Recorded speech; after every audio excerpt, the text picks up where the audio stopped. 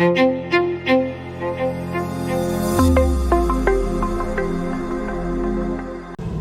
perbedaan mukjizat, karamah, ma'unah, dan bagaimana pandangan Ustaz tentang karamah para wali, ulama dan kiai yang keluar dari logika seperti bisa terbang, jalan di atas air, sekedip mata bisa berada di Mekah dan lain-lain. Apakah itu dibenarkan dalam Islam, Ustaz? Apa dalilnya?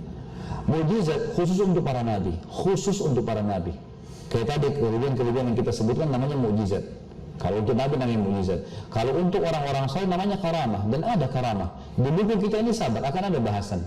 Ada bahasan nanti karamatil awliya dan tipu daya syaitan. Itu salah. Jadi untuk membedakannya butuh poin-poin. Kalau saya jelaskan sekarang nanti akan panjang, gitu kan. Tapi yang jelas ada bab sendiri, pasal sendiri khusus judulnya karamah awliya, ya, dan wal tipu daya syaitan. Nanti yang kita banyak berikan contoh masalah itu.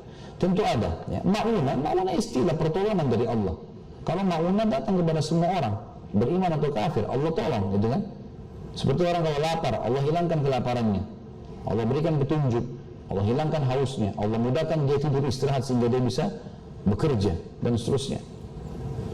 Kalau masalah tentang karamah, wali-wali yang keluar dari logika seperti bisa terbang, jalan di atas air, ini tentu kita lihat kepada perilaku-perilaku para sahabat. Kalau jalan di atas air, ada dalam perang, terjadi pada perang menembus Persia di pasukan Sa'ad bin Abi Waqqas, tapi bukan jalan di atas air, ya. Jadi kuda mereka turun di sungai, yang sungai itu sangat dalam, dan kuda ini diketahui teman-teman tidak bisa berenang, termasuk hewan yang tidak bisa berenang. Dia cuma jalan di atas air yang ada, masih ada tanah dangkal, gitu. Kalau kayak sungai, kayak lautan, kuda nggak pernah turun, gitu kan.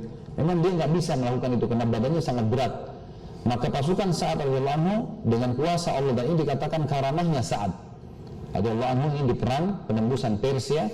Dan ini saya sudah ceritakan kalau teman-teman ikut di YouTube tentang kisah Sa'ad radhiyallahu anhu, Sa'ad bin Abi Waqqas. Itu sekitar 20 pasukan setelah saat takbir mereka turun, dan semuanya kuda mereka jalan di atas air. Dan kata beberapa sahabat yang menukil kisah ini, kami pun ngobrol tentang bagaimana kalau sudah menang balik ke Madinah, sementara depan mata kita musuh semua jadi lari. Sambil orang Persia mengatakan dalam bahasa Persia, tapi artinya Indonesianya gini, mereka mengatakan, sungguh telah datang kepada kita jin-jin dan bukan manusia. Bagaimana bisa mereka ada jalan di atas air? Maksudnya di dalam air, ya, di dalam air itu ada disebutkan. Tapi kalau zaman sekarang ada orang jalan di atas air, ada bisa terbang di udara, ini tanda kalau terbang di udara ini aneh. Ini luar biasa ini, karena ini tidak pernah terjadi. Kalau bisa terjadi, maka akan terjadi di zaman Nabi SAW, terjadi di zaman sahabat. Karena pasti mereka lebih hebat daripada kita, gitu kan. Kemudian kalau sekejap mata sholat di Mekah itu juga aneh. Nabi SAW pergi Mekah di haji wada, pergi waktu umrah, qadha, gitu kan. Semua naik unta 3 hari. Apa dia lebih hebat dari Nabi nih? Nggak mungkin, kan gitu. Dan anehnya dia bilang, saya baru pulang sholat dari Mekah. Sholat apa? Bedanya 4 jam sama kita. Ini pernah ada begitu tuh, balik pas habis sholat duhur orang pulang, kok nggak sholat Pak? Saya sudah sholat di Mekah. Loh, duhur belum Mekah belum duhur kok. Gimana caranya? Nanti kita akan bahas itu, insya Allah bahasan sendiri, ya. Kalau masalah dajjal juga akan banyak sekali jadinya kita akan sebutkan, insya Allah. Apakah mukjizat Rasulullah SAW yang berupa informasi itu sama dengan ramalan? Beda. Kalau mukjizat tidak bisa dikatakan ramalan, ya kan? Ramalan itu bisa benar, bisa salah. Mukjizat pasti benar, nggak ada keraguan. Makanya ramal itu tidak dibolehkan kan dalam Islam. Menjadi peramal atau mendengarkan ramalan tidak ada. Tebak tangan saya, tebak mata saya, tebak ini tidak ada dalam Islam. Nah, ini beda sekali, itu beda. Karena beberapa informasi yang didapatkan adalah informasi yang dalam bentuk mimpi. Semua mimpi kalau Nabi-Nabi adalah mukjizat. Informasi dari Allah itu. Tidak ada mimpinya Nabi itu seperti mimpi kita, manusia biasa. Makanya waktu Ibrahim AS mimpi menyembelih anaknya Ismail, dia langsung jalankan, karena dia tahu itu mimpi loh itu. Makanya Allah mengatakan, "Qasaddaqtar ru'ya." Hai Ibrahim, kau sudah mempercayai mimpi yang kami berikan. Ibrahim cuma mimpi dan sembelih anaknya, langsung ditanyakan anaknya mau disembelih. Waktu dua-duanya sudah pasrah, Ismail sudah ditidurkan, lehernya sudah dipasrahkan, Ibrahim sudah mau tebasin lehernya, begitu dekat lehernya, Jibril AS datang dan menahan pedang Ibrahim lalu diganti dengan sembelihan domba gitu. Sedangkan yang kita tahu beberapa dari mimpi itu datang dari syaitan. Beda, kalau nabi-nabi nggak mungkin, kalau manusia bisa. Dan itu ada bab sendiri teman-teman sekalian ya. Apakah kita boleh mempercayai mimpi kita? Tentu ada dua macam mimpi. Ibnu Sirin menyebutkan, Muhammad bin Sirin, ada namanya ru'ya shadiqah dan namanya hilm. Cukup sampai sini Marwan ya. Ru'ya shadiqah itu ada dalam hadis sahih disebutkan, kalau ru'ya shadiqah, mimpi yang benar, itu salah satu dari bagian mukjizat para kenabian. Artinya tidak tertinggal lagi kata Nabi SAW dari mukjizat Nabi. Gak ada Nabi sudah meninggal, mukjizat sudah tidak ada yang bisa dilakukan depan mata, kecuali ru'ya shadiqah yang masih Allah berikan kepada orang beriman. Jadi kalau antum dalam keadaan dekat sekali dengan Allah, nanti kita bahas juga di masalah karamatil awliya.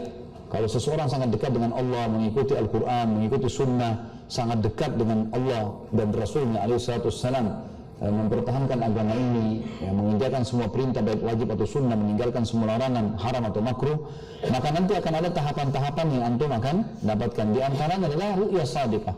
Misal kita mau pergi haji, kita mimpi lihat Ka'bah, atau kita dalam masalah kemudian kita mimpi melihat kita berada di atas kapal dan kapal itu bersandar di sebuah tempat. Karena dulu saya pelajari di tingkat 3 kuliah Sunan Abi Daud rahimahullah, membahas tentang bab ta'wil mimpi, dan semua ta'wil mimpi yang sesuai dengan Al-Quran dan Sunnah itu bisa diistinbat dari Al-Quran dan Sunnah, maka bisa ditakwilkan, tapi penakwilnya harus ahlinya. Seperti misal kasus diambil dari kejadian Nuh alaihissalam selamat di atas kapal, gitu kan? Maka siapapun yang lagi masalah kemudian dia berdoa sama Allah, diberikan jalan keluar, dia mimpi melihat kapal itu bersandar di sebuah tempat sementara dia dalam keadaan saleh, maka berarti dia akan selamat dari masalahnya. Sama dengan semua hewan yang disuruh bunuh, kalau seseorang mimpi berarti itu keburukan. Seperti misalnya tikus, ya, seperti cecak yang Nabi SAW memberikan julukan fuwaisiqah. Ya, sampai ahli-ahli hadis mengatakan kalau orang mimpi tikus, misal antum istikharah mau menikah, kemudian antum mimpi tikus, atau tiba-tiba kita ibadah kepada Allah di sholat malam tertidur sebentar lalu kita mimpi tikus banyak mendekati kaki kita atau ada yang mendekati kaki kita, itu tikus maknanya dikatakan oleh para ulama ta'wil mimpi adalah takbir mimpi itu lawan jenis yang fasik atau fasikah, ya, ada lawan jenis yang buruk yang sedang mendekati kita, ya. Itu contoh, dan banyak sekali contoh-contohnya. Tentu ada buku Muhammad bin Sirin, seorang tabi'in yang masyhur ya. Kalau antum ikutin ceramah saya tentang indahnya menjalin hubungan dengan Sang Pencipta, di situ banyak saya ceritakan tentang kisah Ibnu Sirin, dan beliau adalah orang ahli ta'wil mimpi. Dan kita tahu Yusuf alaihissalam disebutkan tentang kemahiran dalam mentakwil mimpi, gitu kan? Tentu ini ru'ya shadiqah bagi orang beriman. Bisa ru'ya shadiqah itu datang untuk memberikan berita gembira, kayak tadi kita mau haji, kita lihat Ka'bah, kita mau bertemu dengan orang tua, kita lihat ada orang mimpi masuk ke dalam surga, kuasa Allah SWT, mimpi bertemu Nabi SAW. Sebenarnya Nabi SAW mengatakan siapa yang melihatku dalam mimpinya maka pasti aku, karena syaitan tidak akan menjelma menjadi aku. Contoh saja, bisa juga peringatan, misal seorang beriman terjerumus dalam sebuah dosa, lalu dia mimpi dia masuk ke neraka, atau dia mimpi ada peringatan Allah datang padanya, gitu. Yang kedua hilm dari syaitan. Hilm dari syaitan ini semua yang bisa saja menyenangkan orang itu atau membuatnya takut. Contoh begini, hilm itu dari syaitan kalau menyenangkan seperti orang mimpi junub, ya. Jadi antum jangan anggap itu prestasi, ya. Itu adalah waswas syaitan. Makanya Nabi SAW tidak pernah mandi junub, itu permainan syaitan, gitu kan? Atau seseorang mimpi melakukan pencurian, lalu dia gembira karena mendapatkan emas segala, gitu kan? Ini adalah gembira buat dia, tapi dari syaitan, hilm namanya. Semua pelanggaran-pelanggaran, mimpi berzina, itu kan orang kalau mimpi junub mimpi berzina berarti, karena dia menggauli orang lain. Atau dia mimpi mencuri, mengambil barang. Atau dia mimpi apa? Membunuh orang. Nah ini semua adalah hilm dari syaitan. Atau jatuh dari sebuah tempat yang tinggi, ya. Atau gigit hewan tertentu. Nah, hewan-hewan ini yang biasa digunakan atau yang biasa syaitan menjelma jadinya, seperti mimpi anjing hitam atau hewan-hewan disuruh bunuh seperti ular. Itu biasanya simbol-simbol syaitan, ya. Mungkin kalau orang kena sihir, biasanya dia mimpi-mimpi begini, ada banyak ular di rumahnya, ada banyak anjing hitam. Nah ini berarti ada sihir. Itu namanya ya syaitan semua. Tapi kalau orang lagi dalam keadaan baik lalu dia mimpi ada begini, berarti peringatan. Tapi kalau dia dalam keadaan bermaksiat, ini berarti memang syaitan membuatnya dia gembira tadi atau dia buat ketakutan. Salah pemahaman di Indonesia seperti mengatakan kalau mimpi lihat ular, digigit ular berarti mau nikah. Kalau nenek mimpi gimana? Kan tidak mungkin gitu. Ya. Baik, jadi ini hilm teman-teman sekalian. Tentu ada bahasan panjang tentang masalah ru'ya hilm. Ada bahasan, saya pernah membaca buku judulnya Ensiklopedia Mimpi. Itu tulisan Ibnu Sirin rahimahullah. Saya lupa penerbitnya apa, tapi ada salah satu penerbit di Indonesia yang telah menerbitkan buku itu, tapi dalam bentuk kamus. Cuma saran saya tidak usah beli buku ini. Kenapa? Karena nanti antum sibuk setiap mimpi baca. Nanti seperti kamus. Tadi saya mimpi ini baca lagi. Karena itu diatur seperti kamus. Kalau mimpi A semua, mimpi lihat ayam, mimpi lihat apa, mimpi awan, mimpi ini ada semua di situ. Jadi lebih baik. Cuman kata kuncinya, antum kalau dalam keadaan bertakwa kepada Allah datang peringatan, maka itu kebaikan. Tapi kalau kita dalam keadaan maksiat, maka ini berarti dari syaitan. Gitu. Hati-hati, gitu kan? Dan ini juga ada caranya. Tidak boleh menceritakan mimpi pada sembarangan orang. Nggak boleh semua teman, nggak boleh kita ceritakan. Karena kata Nabi SAW, mimpi akan tertakbirkan sesuai dengan perkataan penakbirnya. Jadi kalau kita bilang saya mimpi lihat begini, teman kita bilang oh kayaknya kamu akan begini, nah itu bisa terjadi. Jangan diceritakan kecuali pada ahlinya.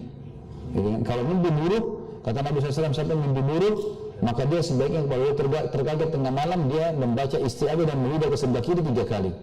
Ya, menyudah 3 kali sebelah kiri. Lalu dia mengubah posisi tidurnya dari syaitan, gitu kan? Dari syaitan. Allahu a'lam. Jadi begitulah.